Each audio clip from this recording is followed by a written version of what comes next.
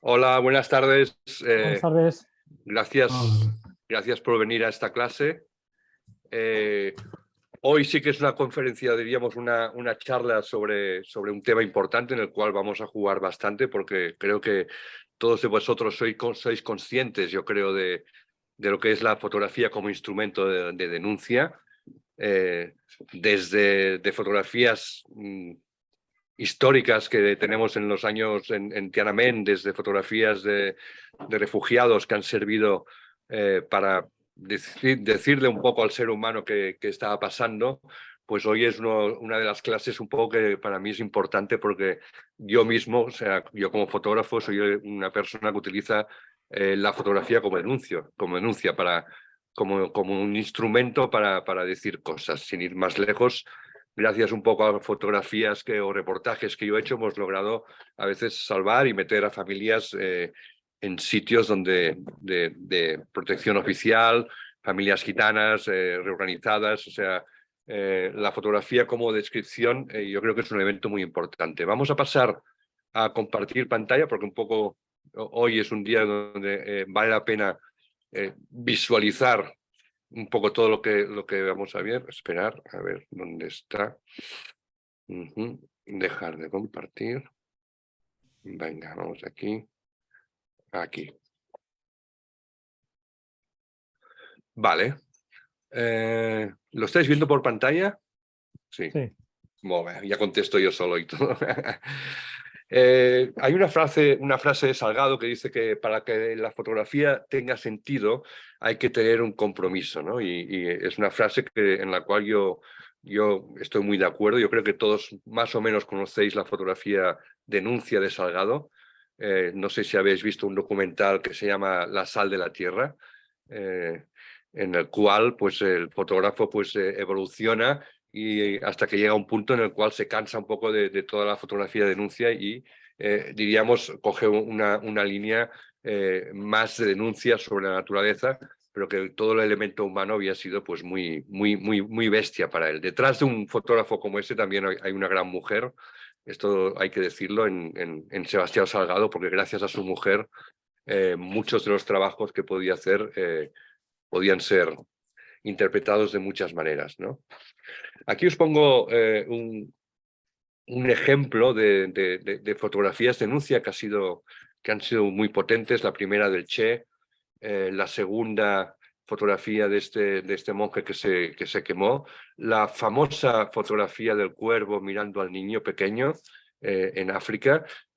Imagino que conocéis la historia de esta fotografía, si no os la cuento más tarde. La famosa fotografía de las Torres Gemelas, donde el personaje salta para salvarse un poco de las llamas, la plaza de Tiananmen, el famoso retrato de Jim Jarmusch, también tenemos pues, el famoso, la famosa fotografía de Aquila, el chaval refugiado en las aguas de Grecia, ¿no? Todas estas fotografías han sido representativas un poco de denuncia, y tendríamos un poco que hacer un repaso, ¿no?, sobre ellas.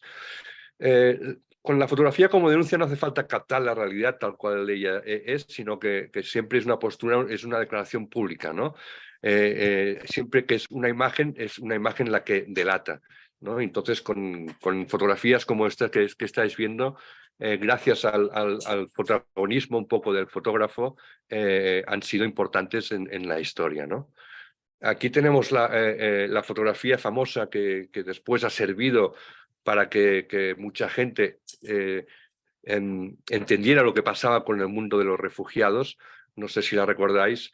La hizo, en este caso, un fotógrafo de la Cruz Roja, y esta fotografía después se utilizó para murales, como por ejemplo el que estás viendo aquí, ¿no? Tal vez es cierto que algunos detalles no son necesarios, pero sí que a veces la magnitud de la tragedia y en fotografías como estas pues son súper importantes, yo creo, para que la gente haga un vuelco y cambie y se defina, ¿no?, para un lugar o para otro. Fijaros esta misma fotografía. cómo fue portada un poco de todos los periódicos del mundo, ¿no?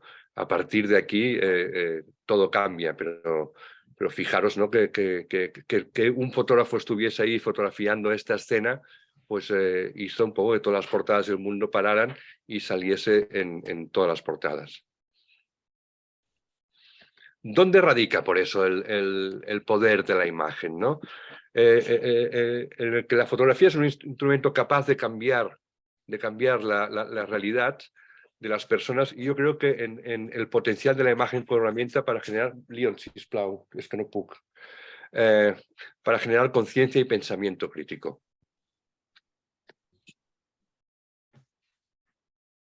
Aquí tenemos otra de las fotografías que os he enseñado antes, que es en 1993.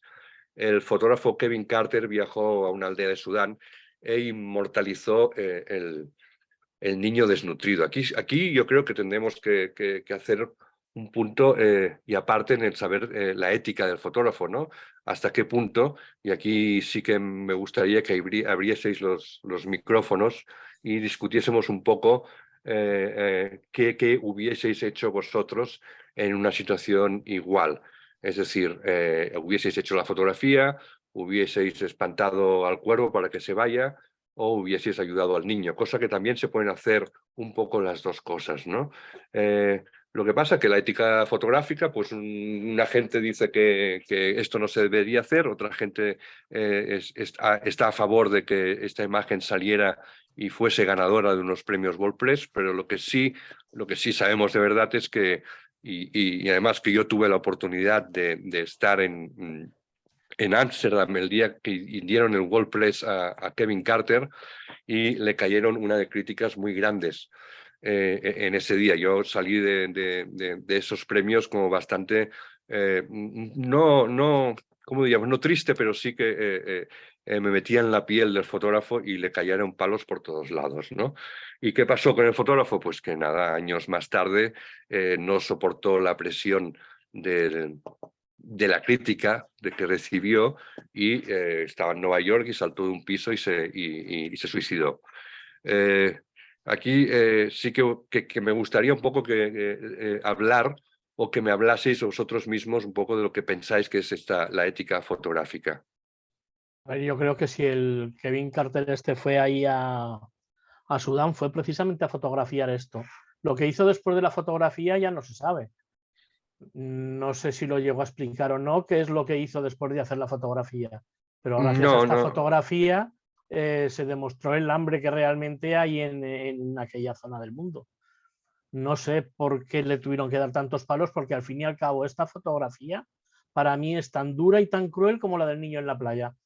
Siendo que aquí el que estaba pendiente de que se muriera el niño era un buitre, y en el niño de la playa eran los buitres de los políticos los que estaban matándolo. Correcto, correcto. ¿Alguien más quiere decir algo? Estaría bien un poco de intercambio. Hombre, yo creo que el del niño en la playa, el éxito fue que era un niño blanco, no un niño negro. Ya. Eso fue lo que impresionó más al mundo. Sí. Sí, no. Dime, José Manuel.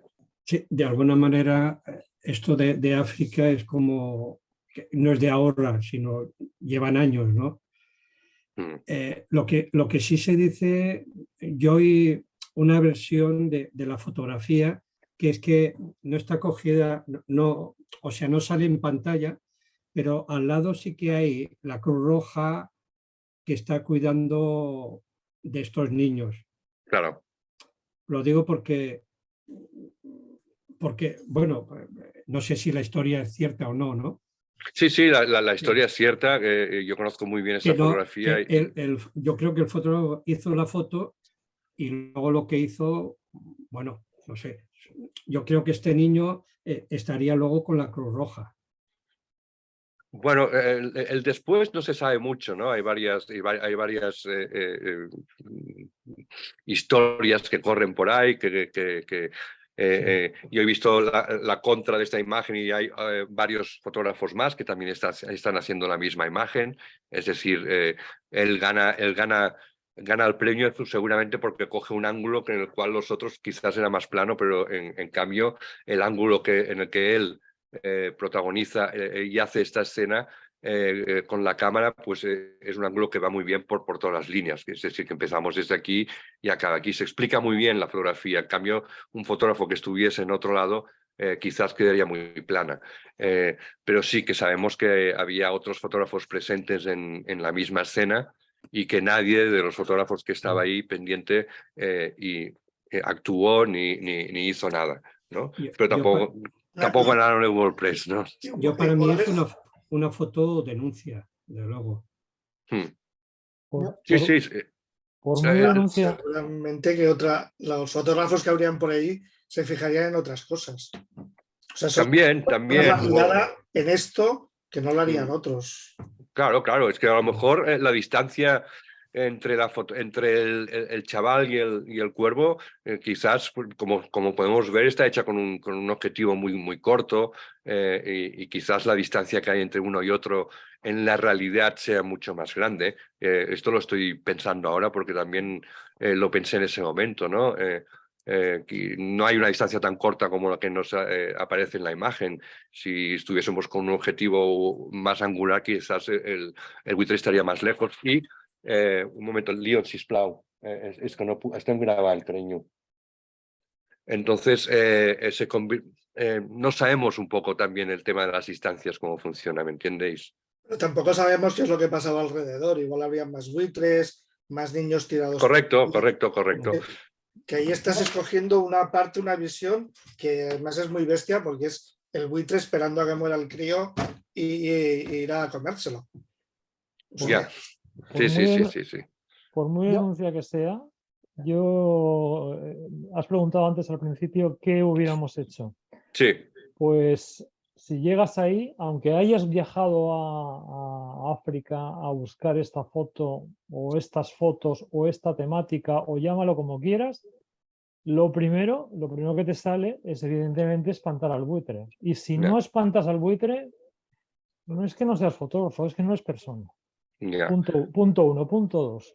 Si en un momento determinado tienes la frialdad para saber que enfocando vas a denunciar el tema, etcétera, muy bien, haz la foto, pero en el instante después lo que tienes que hacer es, por lo menos ya que tú estás allí, asegurar que el pajarraco, que lo único que hace es comer, que el pajarraco no tiene la culpa, que lo que tiene la culpa aquí también son los políticos y somos nosotros, la opinión pública, que nos importa un rábano, y siento decirlo así, pero nos importa un rábano lo que ocurra en África, porque ya ni salen noticias en la tele, solo sale Ucrania, porque son blancos, son caucásicos. Entonces, lo primero es lo primero. Lo segundo, la fotografía como denuncia está muy bien, fantástico, pero primero tenemos que ser personas. A ver, yo no creo que haya peligro de que el buitre atacara al niño.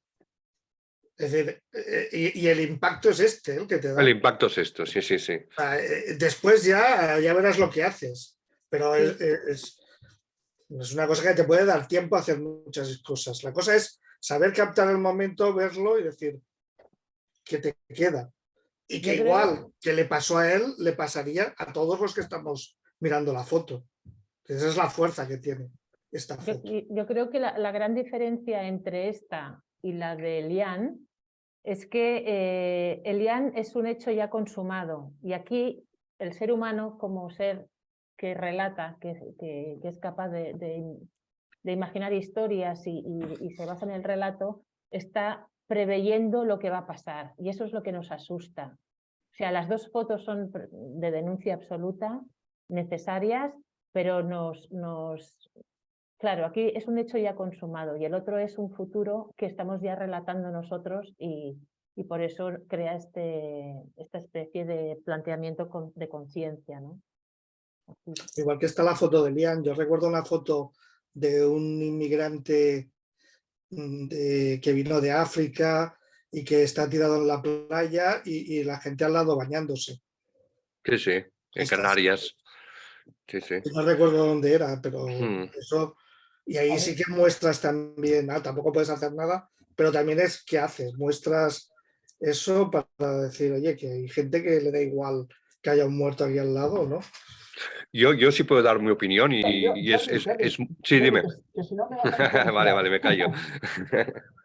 No, es que me vas a influenciar y aunque, a ver, mira, verás, el caso es que yo, junto con Toño y con Joaquín, sabéis que nos vemos a veces, Sí. por proximidad de vivienda y tal, acabamos de llegar del CCCP, lugar donde estuvimos justamente ayer por la mañana. Entonces, en esa sesión, porque cada año hay un matiz distinto, quizá por la normativa del propio concurso, por lo que sea, pero yo pienso que en el conjunto es un evento hecho para la denuncia y que son muchas las fotografías que te llegan al corazoncito, son muchas. Y unas veces está presente el ser humano en figura y otras veces no hace falta, pero tú te comes igual el drama, te lo estás comiendo porque lo plasman. Este año, por ejemplo, simplemente era una carretera donde habían unas cruces, porque habían matado ahí unas chicas y lo que había era una cruz y un vestido encima.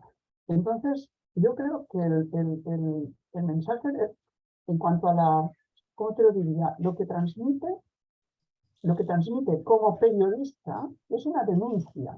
Y como tal, al ver esto todos entendemos, lo que está denunciando es tal, es el hambre que está pasando esta gente, la desnutrición de los críos, o sea, ahí se desencadena todo un proceso de sentimientos. A título personal, ¿qué harías tú si estás ahí? Pues si eres 20 kilos del chaleco antibalas para poder hacer una foto en el instante preciso, posiblemente en aquel momento no lo valoró. Ojo, no sabemos nunca la verdad, pero, añado, si lo hizo pensando en el premio del WordPress, a mí que se tirara de la ventana ya no me importa. Ya es cosa suya. Quiero decir que no merece mucho más.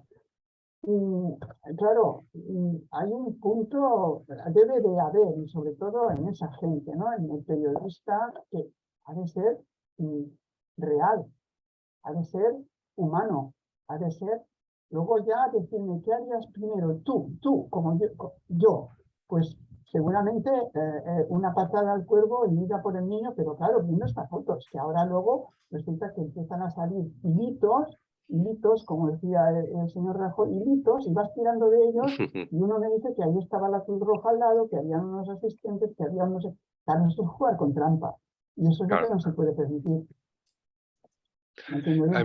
Sí, a ver, entramos también en la ética de cada uno, ¿no? Aquí hay un punto que has tocado, que es cuando tú decides irte hacia el Sudán y documentar la hambruna que pasan, los niños, etcétera, ya vas predispuesto a hacer este tipo de imágenes, ¿me entendéis?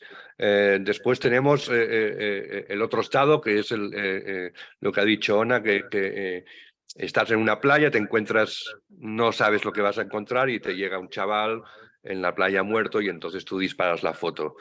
Ahí no puedes hacer nada, básicamente, que creo que es correcto un poco lo que el fotógrafo realizó, ¿no? Yo personalmente he realizado muchas escenas así, tanto de guerra como de denuncia con la etnia gitana, como en África también. He viajado muchísimo por ahí, he visto muchas escenas, si no parecidas, y a mí nunca me ha salido, porque quizás no estaba enviado ahí para hacer ese tipo de fotografías, sino que estaba para contar otras historias. Cuando he visto escenas así, pues no las he realizado, al contrario, ¿no? He intentado hacer lo que podía para que no pasasen o avisar a alguien o, no sé, crear otra sinergia. Sin ir más lejos, recuerdo una escena que me pasó, que es en el Raval, cuando se inauguró la Rambla del Raval. Yo estaba fotografiando todo el barrio y había una fiesta montada por el alcalde Clos en aquella época, y entonces recuerdo perfectamente que yo estaba detrás en uno de los callejones del Raval y había un señor apoyado en una pared, un señor marroquí, y entonces vino otro señor marroquí, cogió un machete y le abrió en canal, y entonces el tío cayó al suelo. Y esta escena la viví con la cámara, evidentemente, y entonces la primera acción que hice es la de meterme la cámara en el ojo y disparar, pero en esa fracción, diríamos, de segundo, no lo hice. y entonces me metí en un bar, salí, avisé de que habían apuñalado a un señor y entonces salió todo el bar y ahí se generó ya toda la historia, vino la ambulancia, no sé qué, y se lo llevaron prácticamente muerto, ¿no? Es esto, estas reacciones son en fracciones o en centésimas de segundo y estamos o estás para una cosa o para otra, ¿no? El fotógrafo en sí de guerra o el fotógrafo en situaciones como estas están hechos de un material sensible, diríamos, muy diferente a la mayoría de los humanos, yo creo, ¿no? O sea, tengo amigos que han muerto en guerras.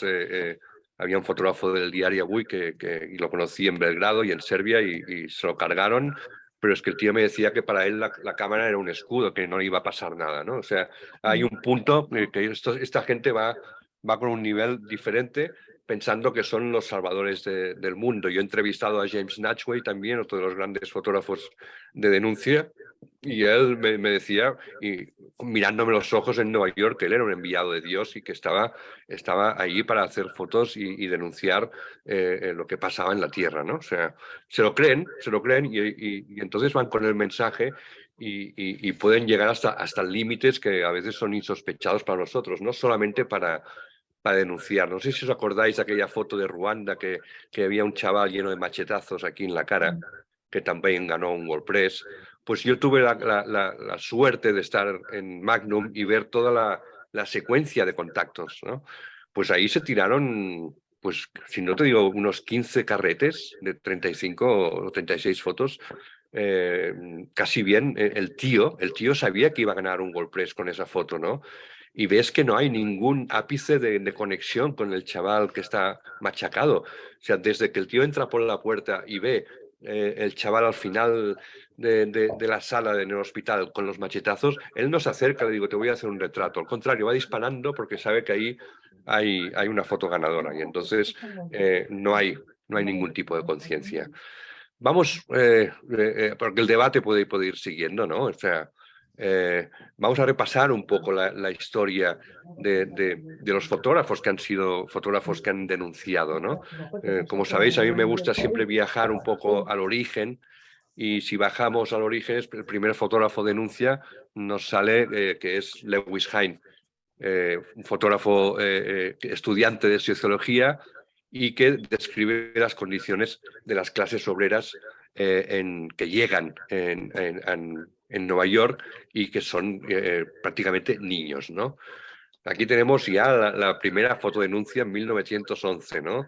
Es decir, de todo lo que hemos hablado hasta ahora, ya había en 1911 un espíritu de foto crítica y de denuncia que ya el ser humano tenía bastante asimilado, ¿no? Entonces, estas fotos que estamos viendo ahí, o esta famosa foto que la hemos visto muchas veces y que hemos visto en muchas tiendas de los obreros sentados ahí, pues leyendo el periódico y tomándose el bocata, ¿me entendéis? Y decir, hostia, ¿qué está pasando aquí, no? Esto es una fotodenuncia también.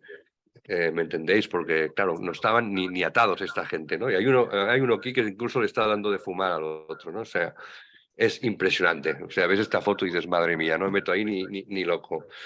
Seguimos con fotos denuncias antiguas de Lewis Hine, los repartidores de periódicos, siempre niños que habían sido o que han sido utilizados para trabajar. Chavales que no tienen ni la edad de conducir ya están conduciendo. Esta inmigrante italiana, fantástico retrato también de Lewis Hine de Albania, que ella es de Albania. Y seguimos un poco con varios retratos y bueno, estos los que se encargaban un poco de hacer el algodón en rurales de Estados Unidos o en Nueva York. Fijaros que son prácticamente chavales que ahora sería inimaginable, ¿no? Pues ver chavales de esta edad trabajando cantidad de horas, ¿no? Todas estas fotos, gracias a estas fotos, hemos podido darnos cuenta un poco de la historia de los chavales que trabajaban en condiciones deplorables. Después tenemos otra gran fotógrafa, esta imagen que se hizo ultramente famosa por esta mujer que finalmente es curioso porque es supuso el sello de Estados Unidos durante varios años, ¿no? O sea, para enviar una carta postal ponían el sello de esta mujer. Esta mujer no se enteró prácticamente de que Dorothea Lange estaba fotografiándola, y aquí tenemos la escena previa a la foto que hemos visto ganadora, y donde, pues lo que decías antes, ¿no? Me parece que, no sé quién lo decía, que a veces es bonito observar el entorno de donde se produce la escena, porque pasan mil cosas, y finalmente, si nos fijamos en esta foto, no vemos el entorno, ¿no? Vemos la desesperación de esta mujer joven, trabajadora, con sus niños que pasan hambre, la expresión, pero no vemos el entorno, y aquí sí, ahora que vemos el entorno, ¿no? Esto me ha gustado mucho rescatarlo, pero, buscando un poco secuencias anteriores a la foto, porque entonces nos dan un poco un efecto de qué pasa antes y qué pasa después, ¿no? Finalmente, esta mujer que fue tan famosa, ella no sabía que esta fotografía había sido publicada y había sido distribuida por todos lados, y años más tarde, pues Dorothea Lange encuentra al personaje y le hace otra fotografía del mismo personaje. ¿Entendéis? Bueno, seguimos en Estados Unidos. Prácticamente la fotografía denuncia nació con la llegada de los inmigrantes, es decir, fue muy importante en esos momentos la fotografía, juntamente porque también esta fotografía humanista recibía el apoyo de varias instituciones y de varias fundaciones, como la Guggenheim, como otras fundaciones que trabajaban en Estados Unidos, ¿no? El fotógrafo documental sentía curiosidad por cosas sencillas, y a través de ello revelaba otros aspectos de la vida. El fotografiar un poco cómo vivían, fijaros aquí también, empezamos ya con planos diferentes. Los planos ya no son tan posados como las fotografías que hemos visto de Lewis Hines, sino que son fotografías menos posadas, en donde tenemos toda la descripción de una familia, ¿no? A veces una fotografía denuncia también puede ser una fotografía como esta, de unos objetos, de unos zapatos, de unos zapatos trabajados por un obrero, en los cuales la gente que trabajaba en Alabama pues dejaba los zapatos en las calles, y esto es un retrato fantástico. ¿Hasta qué punto nos podemos preguntar que una fotografía puede cambiar una realidad? Pues una imagen puede cambiar una realidad, y si no creyéramos esto, no se podría hacer el trabajo. Haría otro tipo de fotografía, dice Walker Evans, ¿no?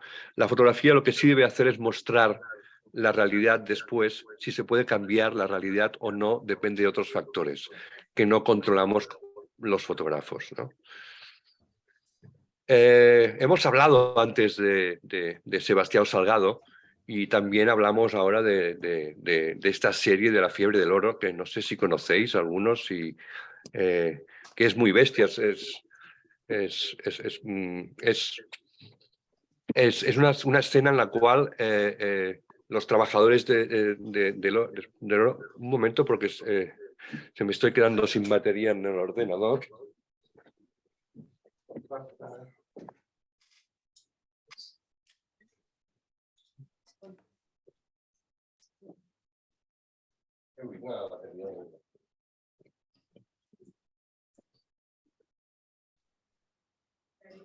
Aquí.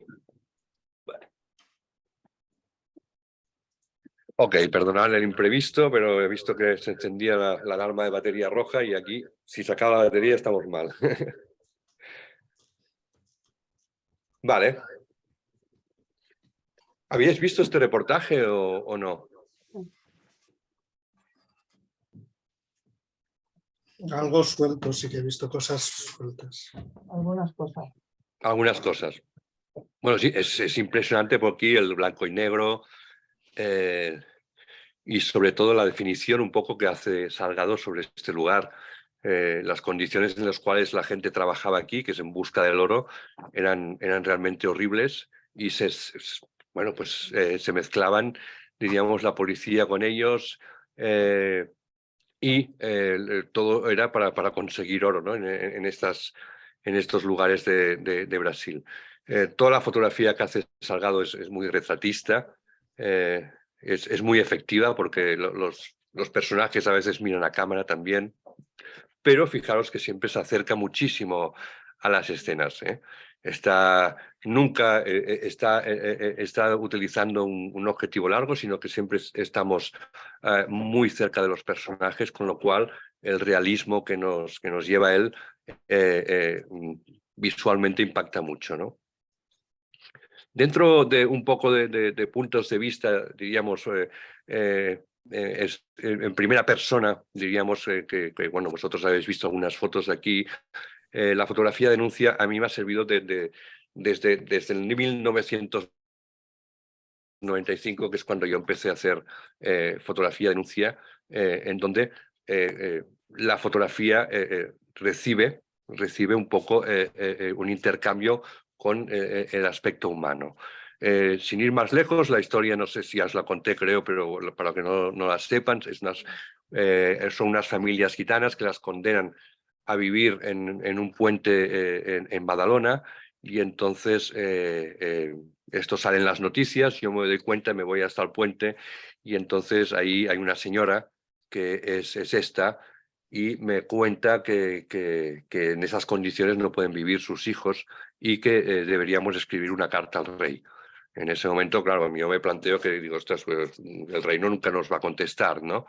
Pero sí, ella redacta la carta, yo la escribo, la mando a la Casa Real. Estamos hablando del 95, no había móviles, no había, no había comunicaciones ni WhatsApps, todo era mucho más lento los procesos. Entonces la carta llega a la Casa Real y al cabo de una semana o dos, pues miembros un poco de instituciones en Badalona me llaman y me comentan que quién soy yo y qué estoy haciendo yo. Pues yo les estoy diciendo, pues joder, pues estoy intentando denunciar esto porque si no hacéis nada, pues esto lo vamos a publicar en la prensa y tal. La respuesta era mentira porque yo no sabía hasta qué punto esto podía ser publicable o no, pero sí que surgió efecto, y entonces al cabo de 2 o 3 días empezaron a venir educadores sociales, psicólogos, etcétera, y todas estas familias que estamos viendo aquí, al cabo de 8 meses, tuvieron una casa de protección oficial. Esto quiere decir joder, que en ese momento, o que sí, que la fotografía como instrumento de denuncia funciona, porque este es el ejemplo más claro que yo os puedo decir y que lo he vivido en primera persona.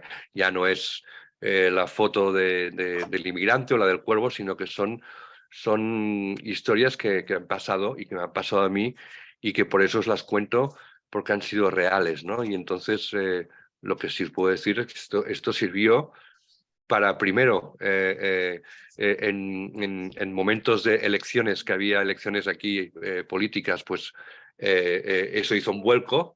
Evidentemente no interesaba hablar del tema y tampoco interesaba que esto se publicase, y es decir, que la amenaza mía era real. Y después evitamos un poco que estos niños pues no fuesen escolarizados, no tuviesen un lugar para vivir, etcétera, etcétera, etcétera, ¿no? O sea, es un ejemplo claro, diríamos, bueno, como he dicho antes, de denuncia. Os voy enseñando un poco las condiciones en las cuales vivía. Finalmente este reportaje no salió publicado en La Vanguardia, pero sí salió publicado en Ámsterdam, en una revista holandesa, y esto significó, claro, para mí fue una especie como de cosa muy ambivalente, porque yo quería publicarlas aquí. Lo que pasa es que cuando fui a La Vanguardia, yo durante este reportaje había estado con un escritor, con un amigo que de tanto en tanto venía. Yo pasé 8 meses aquí debajo del puente, con lo cual cada semana venía y venía, y muchas veces me quedaba a dormir ahí. O sea, para sacar este tipo de imágenes has de estar tiempo, ¿ok? Y para mí el tiempo es muy importante. Entonces, bueno, para acabar la historia, querían enviar a un escritor a contar esta historia, y entonces yo me negué, si no era la persona que había estado 8 meses conmigo y que escribía perfectamente, era muy válida, y entonces finalmente el reportaje no salió publicado en La Vanguardia. Ahora sí que se ha hecho un libro que habla de los grandes reportajes en la fotografía española que no habían sido publicados, y este libro pues se hace 25 años más tarde, con lo cual también es interesante ver que 25 años más tarde fotografías como estas se pueden ver.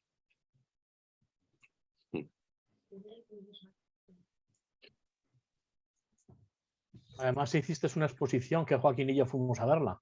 Correcto, sí, es lo que os estaba diciendo antes, que gracias un poco a la edición del libro y a la exposición, pues bueno, se ha vuelto a hablar un poco del tema. Es un tema, evidentemente, humanamente, que lo estamos viendo continuamente y ahora más. O sea, ahora cada vez vemos mucha más gente durmiendo en la calle desde la pandemia. Lo que sí me hubiese gustado es poder ver a estas familias, darles un libro. Incluso se hizo una exposición con Médicos Sin Fronteras, en el cual estaba junto a Salgado, pero cuando fui a buscarlos en la casa, pues me dijeron que no tenían ganas un poco de seguir el rol, que ya ahora ya estaban en su modos, que no estaban en la calle, y que dentro de sus casas las fotografías no daban, no tenían el mensaje un poco que le queríamos dar en ese momento, ¿no? Fijaros también que bajo el puente pues había personajes externos que llegaban, como los mormones, que los intentaban convencer de que se viniesen con ellos. Son 8 meses aquí debajo, son muchos días y muchas historias, con personajes también muy del rollo vaquilla de aquella época, ¿sabes? Que aún existían. Voy haciendo un poco como una batería para que podáis ir viendo las composiciones. Para mí era interesante porque fue mi primer reportaje del cual yo venía en Nueva York, y yo ya tenía muy claro que la fotografía para mí tenía que ser, en este aspecto, una fotografía que contase cosas, pero que si se podía, pues que denunciase, ¿no? No sabía después que este sería un poco el leitmotiv un poco de mi carrera profesional, pero bueno, aquí lo fui haciendo así, ¿no?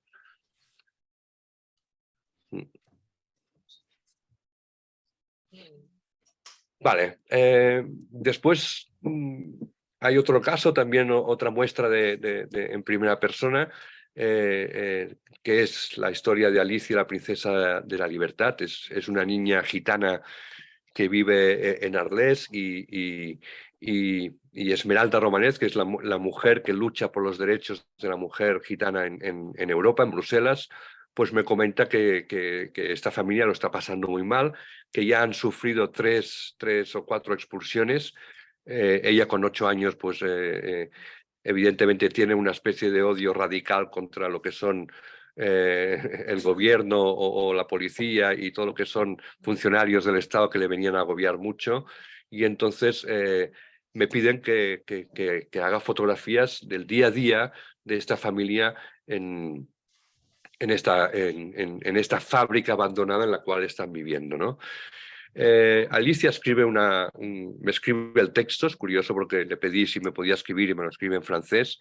Y es curioso porque este texto a mí me sirvió un poco para narrativamente hablando, fluir y hacer estas fotografías. Aquí tenemos la familia entera, la cual pues vivían en esta casa que pues quizás desde fuera ahora parece muy guay, pero bueno, era una fábrica abandonada, en donde no había agua, no había electricidad, evidentemente, y en donde estaba afectada, y en cualquier momento el dueño de este terreno los podía sacar, con lo cual había que reaccionar.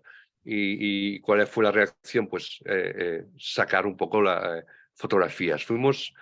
Yo estuve básicamente un año, 2 años con esta familia. Subía, bajaba también de Barcelona hasta Arles, y a veces me quedaba una semana ahí, pero bueno, lo interesante era un poco hacer este tipo de de fotografías, ¿no?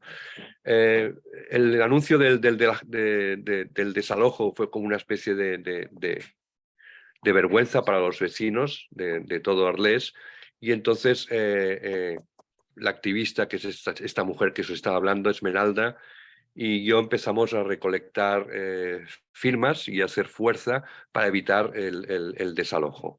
Finalmente hicimos una entrega de más de 1000 firmas y de 90 fotografías de la vida diaria en el squat. Y esto se lo entregamos, diríamos, al juez, para que finalmente dictaminara si los expulsaban de Francia y volvían a Rumanía, que hubiese sido un desastre, o les daban un piso de protección oficial también. Finalmente, voy avanzando. Estas son las 90 fotos. Aquí llega un poco mi descripción en primera persona del papeleo que os enseño que teníamos que enseñar, ¿no? Y había un lío porque, claro, a estas familias pues les cuesta leer, había que tramitar muchas cosas y entregar todo esto, ¿no? Alicia también escribió todos los episodios que había sufrido ella, y entonces finalmente el 4 de julio la familia debía abandonar la antigua fábrica. Finalmente el 4 de julio es cuando me dicen que vaya al juicio también. La muestra de las fotografías en ese juicio también se mostraron a toda la gente que estaba ahí presente, y finalmente pues quedaron. Esta foto de aquí, la izquierda, me hace especial ilusión porque es el momento en el que el juez va a dictaminar si los echan o no. Es justo en el momento en el cual iba a hablar, en vez de fotografiar a él, la fotografía a Alicia, y la segunda imagen que veis aquí es Alicia bajando por las escaleras rápidamente, ¿no? Para contarle a la gente que había abajo de que les daban un piso de protección oficial. Curiosamente, cuando bajamos abajo, el Tour de Francia pasaba por delante, ¿no? Esas cosas de lo que es la fotografía o el azar o las realidades diferentes, ¿no? de todo el mundo.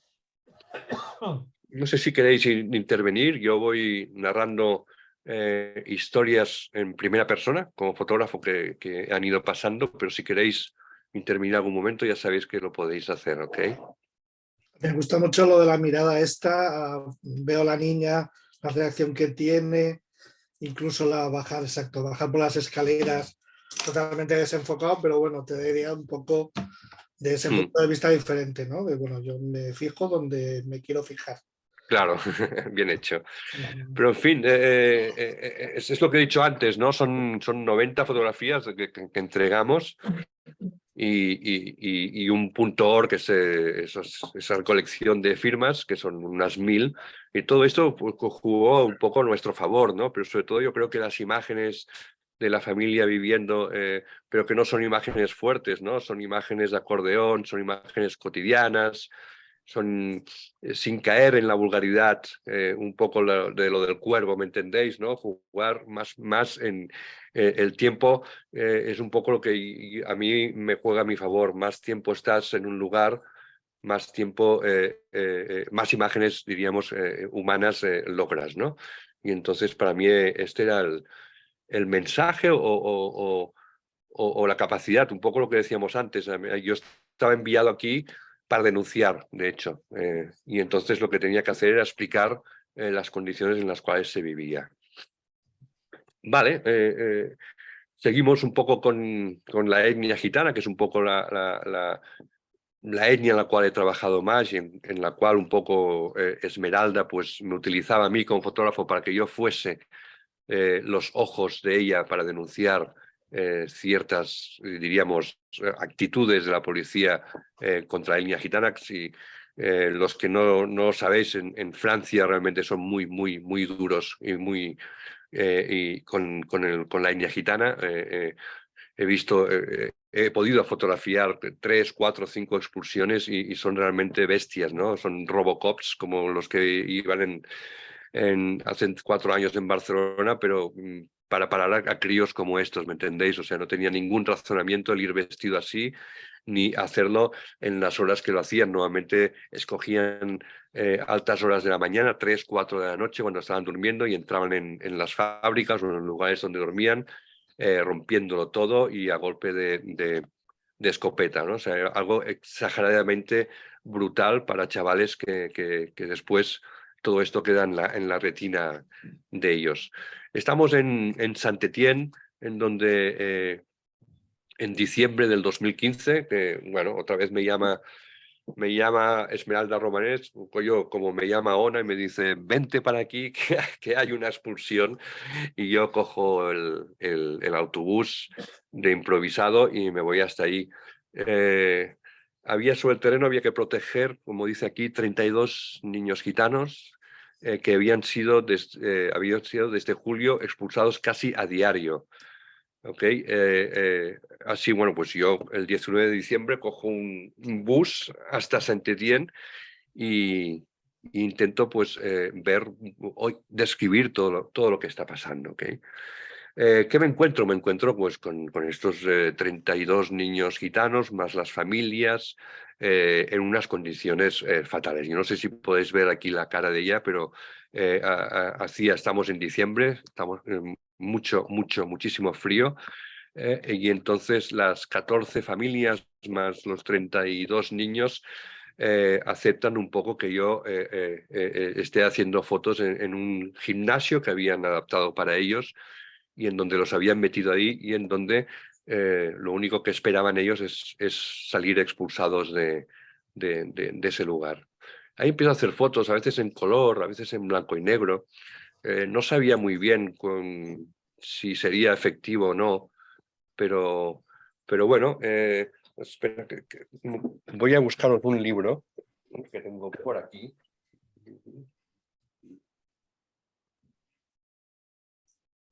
Vale. No sé si podéis ver en cámara ahora, ¿lo estáis viendo? Sí, No os he oído. ¿Estáis viendo? sí, sí, sí. Sí, sí, Vale. perfecto, gracias. Vale, pues lo que planeamos con Esmeralda fue la idea de hacer este libro que estáis viendo aquí, con todas las fotos en blanco y negro y en color de lo que pasó, hacer el reportaje y irnos directamente, Esmeralda y yo, a Bruselas, y enseñar y darles estos libros a la mujer, a la comunidad europea, en donde se encargan un poco de asuntos como estos, ¿no? Recuerdo perfectamente la cara de la mujer política, en este caso, como decíais antes, cuando vio todas las fotos y las condiciones en las cuales les habían metido, y enseguida pues se paró todo el proceso de evacuación y de expulsión de todas estas familias, y bueno, pues logramos que todos estos 32 niños y las 14 familias fueran reubicadas en pisos también otra vez de protección oficial.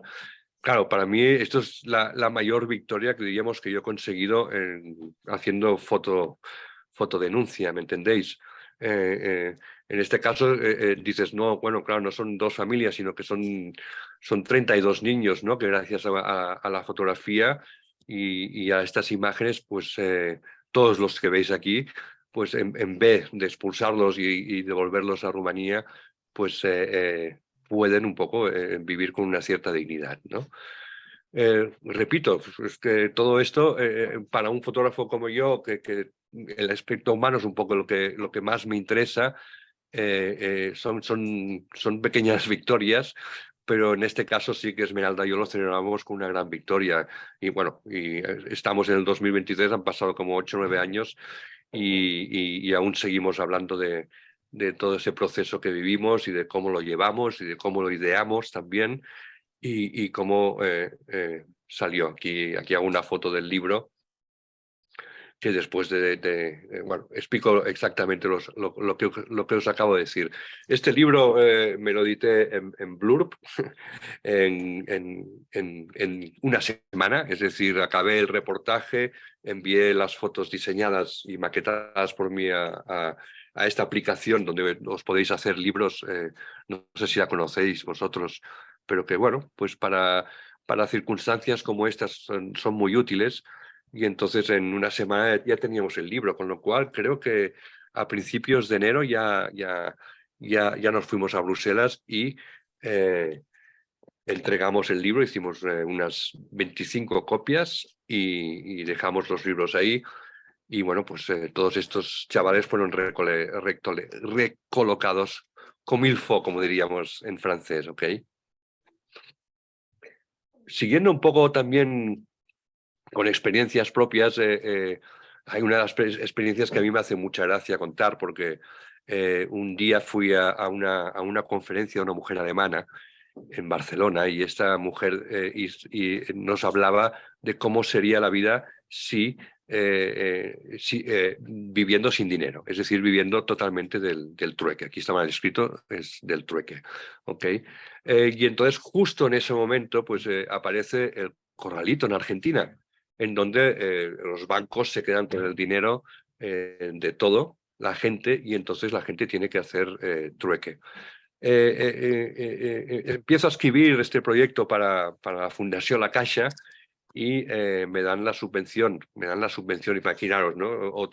Para mí otra gran victoria, porque estoy intentando hablar sobre un sistema alternativo a los bancos, y me dan una subvención, un propio banco me da una subvención para que me vaya a Argentina y fotografíe todas las condiciones de la gente viviendo sin dinero. ¿Ok? Esta exposición fue premiada y fue expuesta en el Fotopress, y después una exposición que el Fotopress pues va itinerante por todo el país, con lo cual pues claro, iba por todo el país explicando mis historias sobre sistemas alternativos al capitalismo y a los bancos, ¿no? Y me hacía mucha gracia porque siempre estaban los representantes de la Caixa al lado mío, y yo pues dando la vara sobre este tema. Fue muy interesante también para mí, porque fue la primera vez que le di audio a las fotografías, es decir, hice una exposición, más que una exposición, era una instalación en donde tú veías las fotos y escuchabas el audio de la persona que está hablando por este micrófono ahora mismo, ¿me entendéis? Y entonces le daba jugaba un poco con las emociones para que el espectador sintiese un poco el ver una imagen con el sonido real que había en ese momento, ¿no? Es una historia que se me ocurrió a mí para, no sé, para explicarles a la gente un poco más en primera persona lo que se podía vivir, y funcionó muy bien porque crea un efecto muy diferente en todas las fotografías.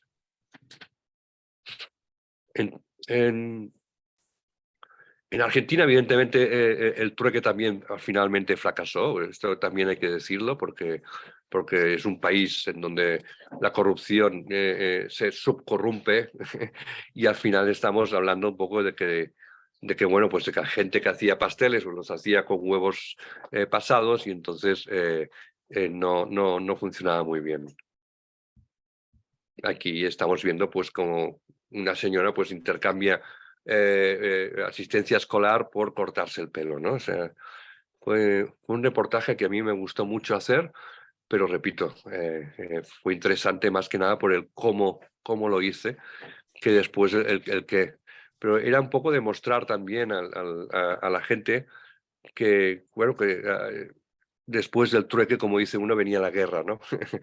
y realmente en Argentina ellos pensaban que lo que iba a pasar era esto. Vale.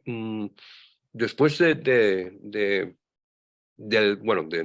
Argentina y del mundo de los gitanos, hubo un momento en el cual en agosto del 2016 llegan un montón de refugiados a Bruselas, y estamos hablando de prácticamente 1.500 refugiados que vienen de golpe en un parque en Bruselas, y después a la mayoría los envían o se sitúan en campos de refugiados como Dunkerque y Calais.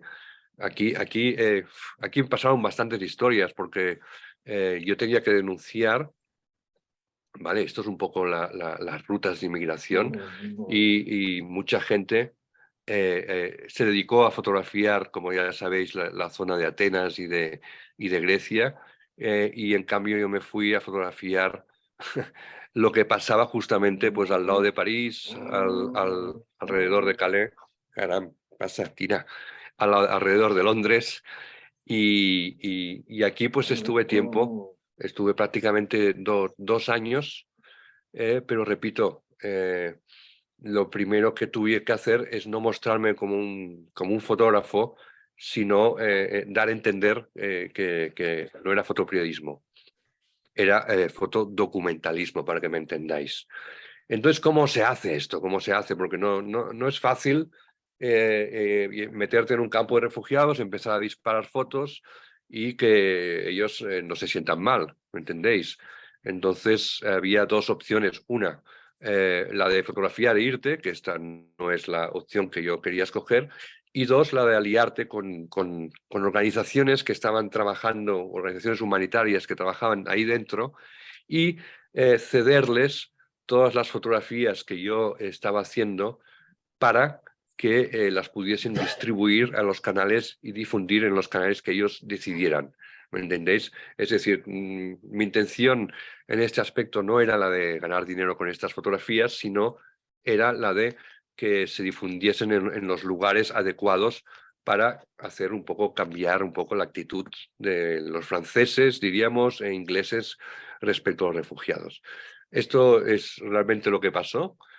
Finalmente, todas estas fotografías que estáis viendo fueron publicadas en diarios ingleses como el The Guardian, en diarios franceses como Liberación, en diarios españoles como El Español o El Correo, y entonces se logró una difusión, diríamos, masiva, y esto hizo evidentemente un efecto importante, diríamos, hacia el espectador. Evidentemente no es la portada del niño en Grecia, pero sí que fueron reportajes de una extensión bastante grande. Esto provocó un efecto reactivo a los políticos, porque el hecho de que fotos como esta de esta niña andando con un globo pues, y tuviese un impacto visual en los políticos, y esto hizo pues que al cabo de unos 8 o 9 meses, se construyera un campo de refugiados al lado mismo, en Dunkerque, diríamos, sin el fango, sin muchas de las cosas que había en otros campos, ¿no? O sea, voy a ir pasando un poco para que veáis el campo. Finalmente los refugiados destruyen el campo cuando les dicen esto, y la policía también desaloja a todos los refugiados. Aquí se produce una escena muy violenta, me acuerdo. Y después también lo que os decía antes, ¿no? El tema de los voluntarios, de las organizaciones que trabajaban ahí, era un capítulo aparte también a fotografiar, porque para mí el trabajo que hacía esta gente recogiendo mierdas con cantidad de ratas por aquí dentro, cantidad no sé si esta imagen para mí es muy significativa, ¿no? Porque es dura, hay frío dentro, hay sonido también, con lo cual es una imagen en la cual diríamos, hostias, a mí me impacta, ¿no? Muchos de los campos, como os he dicho antes, al anunciar que los iban a sacar, los incendiaban ellos mismos, y aquí es un poco lo que logramos otra vez con la fotografía, ¿vale? Gracias a que las fotografías anteriores han sido publicadas, finalmente pues el alcalde de Dunkerque pues inicia, en colaboración con otras organizaciones, unas tiendas, unas casas de madera tipo rollo IKEA, en donde pues hay escuelas, en donde se organizan mucho mejor, ¿no? Repito, todo esto fue gracias a las imágenes que hemos estado viendo. Esto es el traslado de los refugiados a otro campo. Y otra de las partes que hacíamos era la de hacer fotografías y devolvérselas al día siguiente, ¿no? Esto provocaba diríamos, un acercamiento hacia esta gente, que normalmente, pues si no lo haces pues, y te vas, pues resulta como muy frío. Y en cambio, bueno, la cara de ellos cuando les dábamos las fotos era toda una satisfacción impresionante también. Cada vez, aparte porque cuando yo empezamos a hacer fotografías ahí, prácticamente no había medios, no había muchos fotógrafos ni muchas televisiones. A medida se iban difundiendo las fotografías y se iban publicando, esto causó una reacción, empezó a venir mucha más prensa de todos lados, incluso vino gente de TV3 también al campo donde estamos, pero toda esta gente que estáis viendo aquí haciendo fotos era gente que venía y se iba al día siguiente y desaparecían, ¿no? Con lo cual, para nosotros que llevábamos prácticamente casi bien 2 años detrás de esto, este hecho era un poco impactante también. El traslado un poco al nuevo campo que se construyó, pues para nosotros... Sí. Una cosa, es que ahora empieza a entender cuando decías que no es fotoperiodismo, que supongo que será el voy un día y me vuelvo. Correcto. Fotodocumentalismo, ¿no? Que estoy allí el tiempo que sea. Correcto. A mí me indignaba mucho porque yo llamé al diario El País porque estábamos, es uno de los periódicos en los cuales pues, me gusta publicar por la coherencia, por la ética, por muchas cosas. Y les expliqué que llevaba meses aquí detrás y me dijeron, no, tranquilo, no nos interesa y tal, ¿no? Y al cabo de 3, 4 días me veo un fotógrafo del País que me dice, no, que me han enviado de la redacción para hacer fotos aquí. Digo, sí, ¿cuánto tiempo te vas a quedar? Dice, no, hago 4 fotos y me voy a Madrid otra vez, ¿no? Y no sabéis la cara que se me puso, las ganas de escañar al tío, las ganas de llamar al País, las ganas de denunciar, ¿no? Cómo actúa la prensa o el sistema mediático, ¿no? Pero bueno, es el matiz que has dado, yo creo que es clave. No somos fotoperiodistas, sino somos fotodocumentalistas, ¿no? Y a veces cuando me dicen, eres fotógrafo periodista, digo, no, documentalista, ¿no? Porque cambia. Estos son algunas de las utilizaciones que os he dicho antes que se utilizaron. Aquí veis esta foto que realicé en Dunkerque y sirvió para hacer una manifestación al mismo tiempo pues, en ciudades como Londres, Dover, París, Calais, Grand-Sinté y Bruselas, ¿no? Esto es lo que os decía antes, la difusión de las agencias o de las organizaciones que trabajaban ahí, para mí me servía mucho porque ellos difundían la foto y entonces la utilizaban un poco para denunciar situaciones, ¿sabes? Aquí tenemos algunos artículos que fui publicando en diferentes periódicos, o sea, las fotos se seguían utilizando y finalmente todo acabó esto en una gran exposición en bibliotecas de Barcelona, de la Esquerra de Champla, la Agustí Centellas, en donde pues tuve la oportunidad de hacer una gran exposición en un gran formato, montando tiendas con fotografías mías de lona, recreando un poco los espacios en los cuales vivían ellos.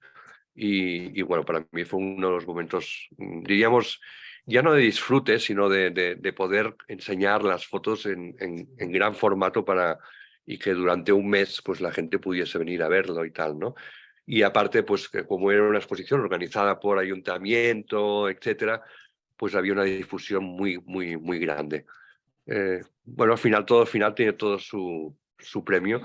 Nuevamente, sigo dando conferencias en institutos sobre la experiencia vivida durante esos años y aún la sigo haciendo. Esto me da la opción un poco de explicar a gente joven un poco quiénes son los refugiados, preguntarles a ellos qué sensación tienen. Y bueno, nuevamente entre 2 o 3 conferencias en institutos las voy haciendo cada año. Y bueno, me gusta mucho porque hay un feedback entre los chavales de 10, 15, 16 años que es muy interesante escuchar lo que dicen sobre ellos. Este soy yo el día de la inauguración. dando explicaciones. Y nada, yo creo que aquí se acaba. Es para que la fotografía tenga sentido, hay que tener un compromiso con la frase en la cual hemos empezado, y que me gustaría un poco debatir o hablar con vosotros sobre lo que habéis oído.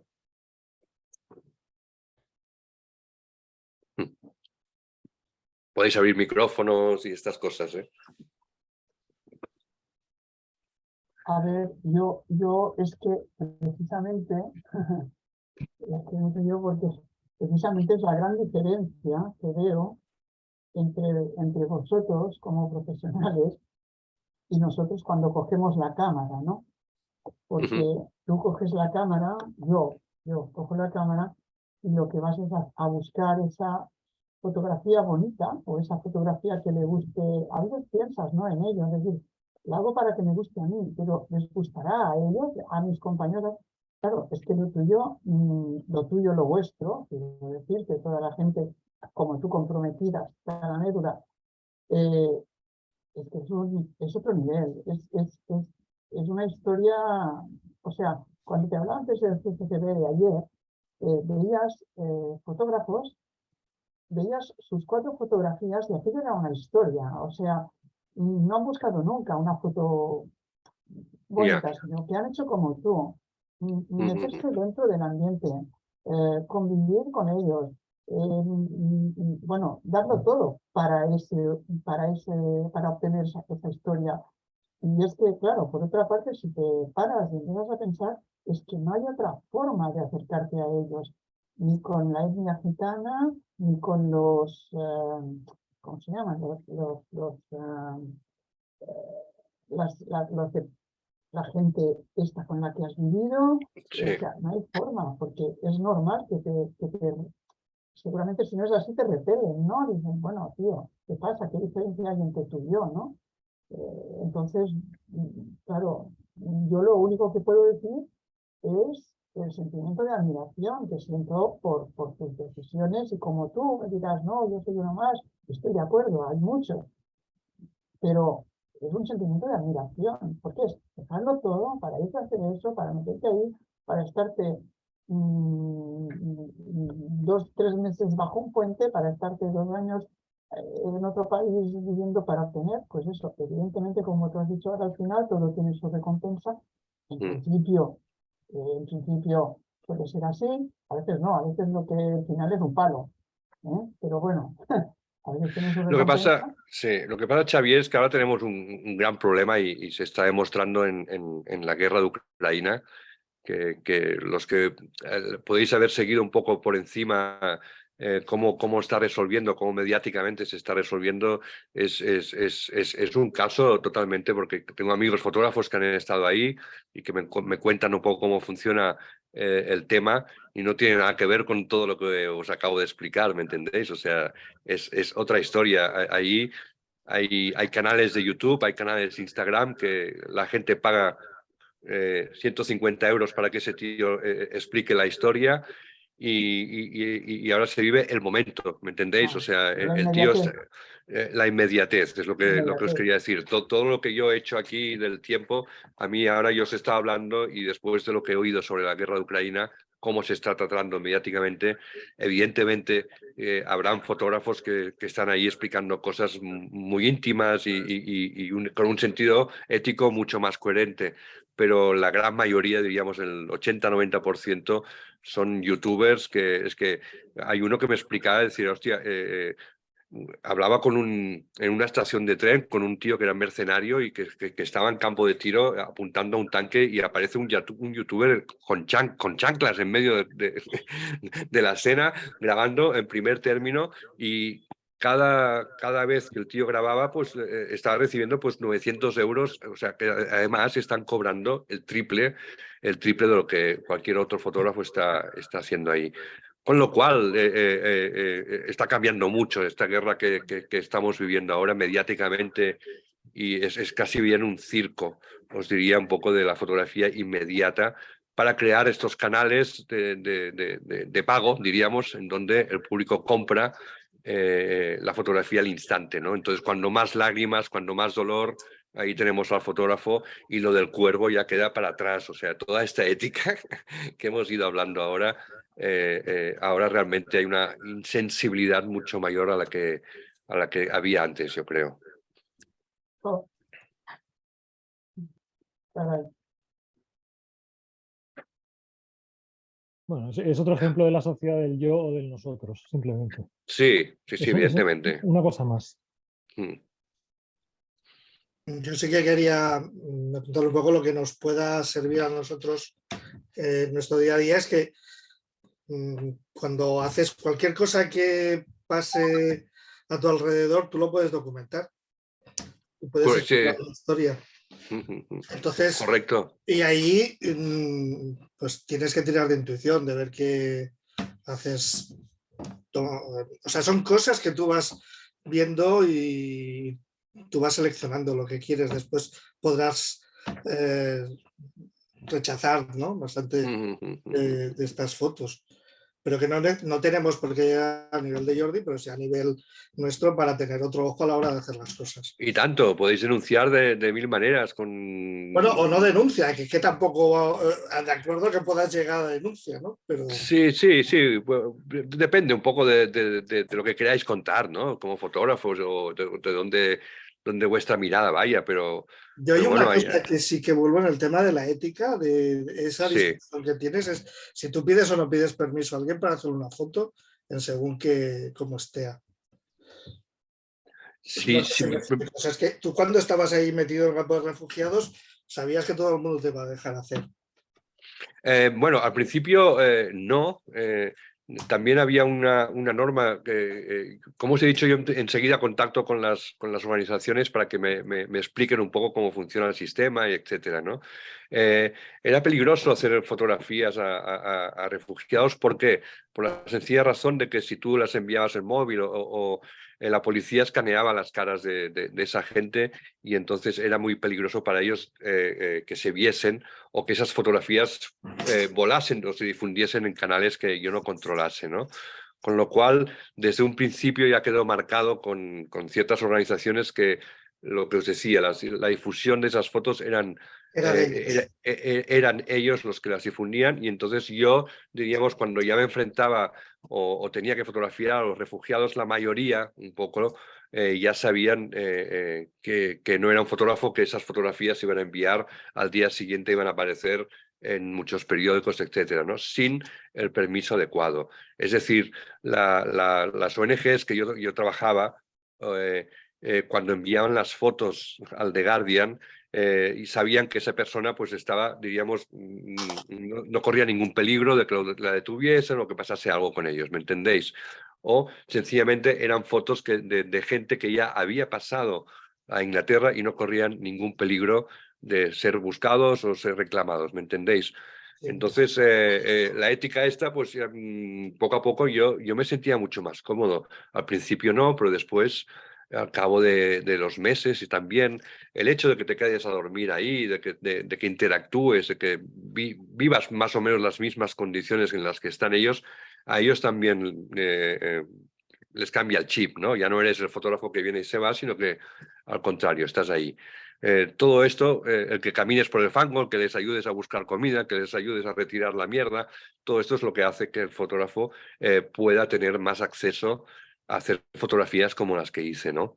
Esto es un punto al favor, pero bueno, pues, repito, requiere tiempo esto, ¿sabes? O sea, es una historia que casi ocupó 2 años de mi vida, entre idas y venidas y mucho tiempo, pero bueno, si lo haces un poco con la ética que tienes, yo creo que al final, si tú te sientes bien, vamos bien, si te sientes mal, no. Pero bueno, el hecho de poder hacer estas fotos, como decías antes, Daniel, creo que has sido tú,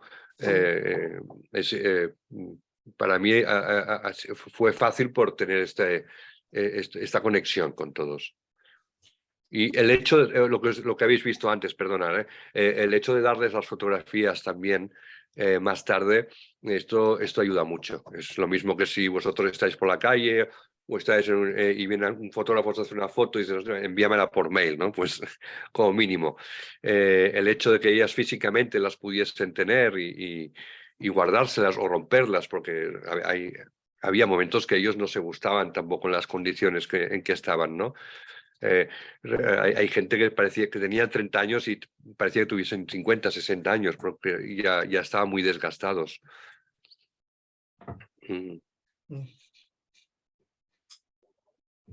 Bueno, hi ha algun comentari més? Bueno, jo estic commocionada, vull dir, és un tema intens i reflexionar sobre aquestes coses que ens has plantejat tan interessants de l'ètica és molt potent i m'ho emporto amb mi uns dies segur. Gràcies una vegada més al Jordi, a vosaltres per estar aquí. Yo quería comentar una cosa que me ha pasado este fin de semana con una foto. O sea, el tema es este y bueno, y que justamente ese es el tema moral, ¿no? Ese dilema ético. Estábamos unos compañeros de la facultad, estábamos comiendo unas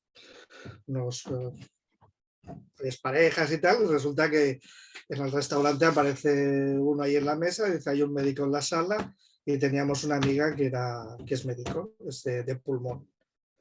Y se fue corriendo para allí. Y bueno, dudó un poco y tal, y al final fui también.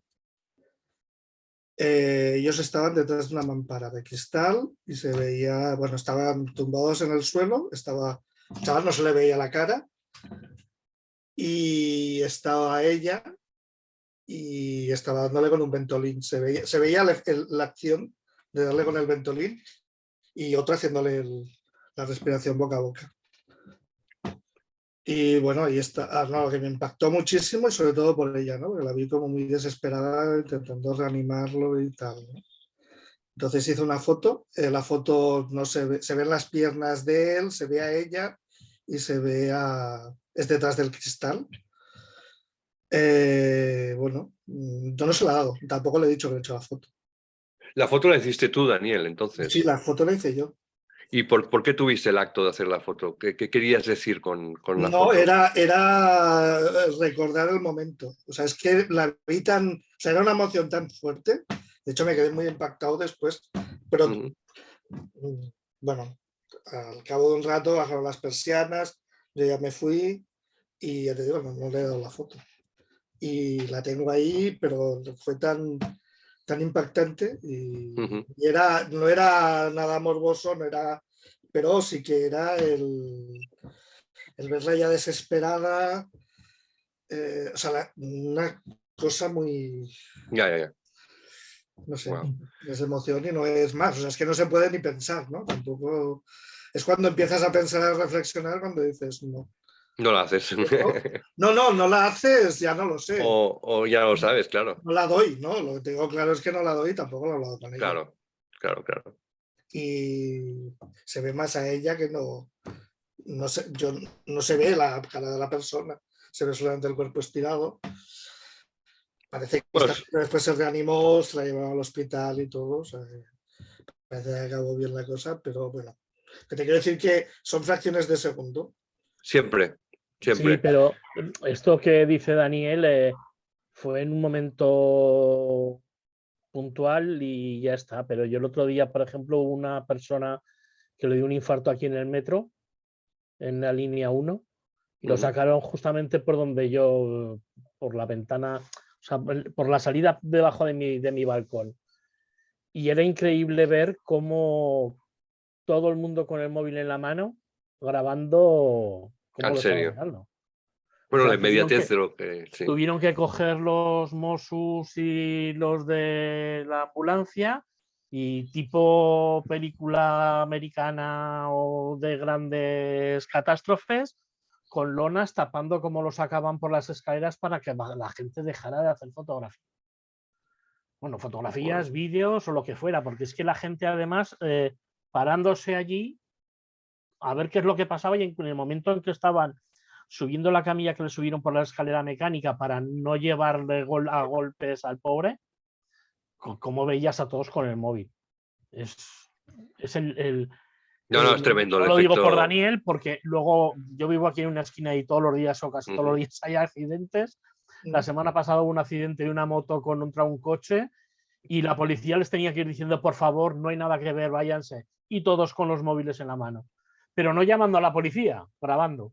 ¿Sabes? O sea, es el morbo muchas veces que tenemos, ya te digo que no lo digo por Daniel, sino que en situaciones cotidianas ya lo que haces es, ves un accidente y en vez de coger el móvil y llamar a una ambulancia, lo que haces es estar grabando lo que ha ocurrido.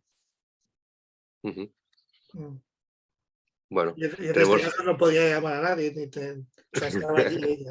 No. Todo esto. Ya. Pues muchas gracias, Jordi. Nada, vosotros Muchas gracias, Ona. Gracias a vosotros. A vosotros Jordi, por estar. por supuesto. Bueno, acaba este ciclo del 2022, pero iniciamos uno nuevo con Jordi, ¿cómo no? ¿Cómo no? Para el 2023. Gracias. El primer trimestre, ya lo tenemos programado, estará más centrado en autores o autoras, ¿vale? Entonces, lo que hará él será como monográficos de nombres propios en mayúscula de los grandes de la fotografía.